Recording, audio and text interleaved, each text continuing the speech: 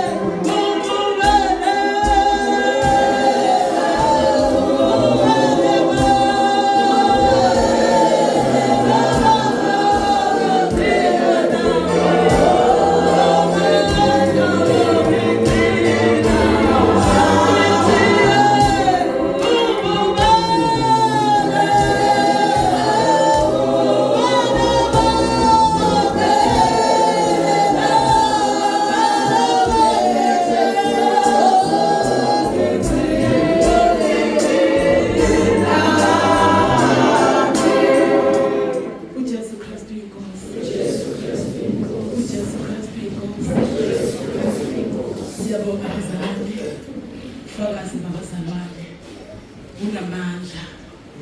uJesu Kristu inkosi. Lo becabanga ukuthi okwakhe kunzima sobonile ukuthi kuncane. uJesu Kristu inkosi. Bazalwane, ayikho into ongafakaza ngayo. Lento ifanele yenzeke, yasiphoqa ukuthi yenzeke kithi ukuze sithole ubufakazi. uJesu Kristu inkosi. Ingakho lithi ukuthi onendodana nofakazi angeke uze ufakaze ungakholwanga ngoba khona kwenzekile wakholwa ukuthi uJesu Kristu khona. uJesu Kristu inkosi. Sacela mamiya uba umfakazi. uJesu Kristu inkosi.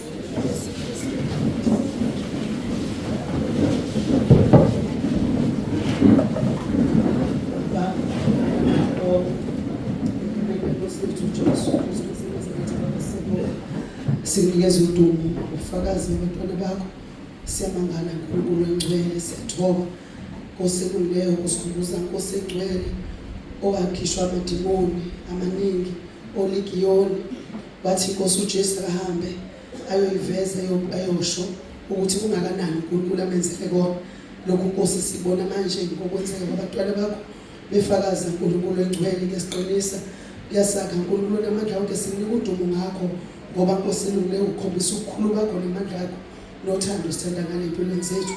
Sinika udumo kuNkulunkulu engcwele, thatha udumo lungu lwakho konke lokho sikubonga egameni elihle leNkosi yethu uJesu Kristu waseNazaretha ophilayo. uJesu Kristu inkosi.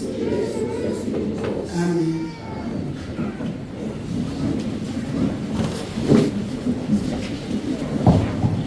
uJesu Kristu inkosi. uJesu Kristu uyinkosi. uJesu Kristu uyinkosi. Siyabonga kakhulu mama. uJesu Kristu uyinkosi. Bazalwane, esikhathini samanje uthunywe umama uMthembu. Imemezelo. uJesu Kristu inkosi. Uthena umama uMthembu ucela ngisho ukuthi uma sekuzodliwa kuzoba njengasemini. uJesu Kristu inkosi. Idishi zizoba njengoba sibonile emini. uJesu Kristu inkosi. Angazi mama bakhona engishiyile. Inkonzo yethu bazalwane ifike emaphethelweni. Cela engaphathanga kahle, cela axolele. Ngoba uNkulunkulu naye akuthethelele. uJesu Kristu uyinkosi. Ngoba kuyenzeka khulumbe kanti sewonile seyisona. uJesu Kristu inkosi. Bazalwane, inkonzo yethu sifike emaphethelweni. Ngizocela siqale sikhuleke baze besibone ukudla inkonzo singakayibonga kaNkulunkulu. Cela sigubhe sithandazele.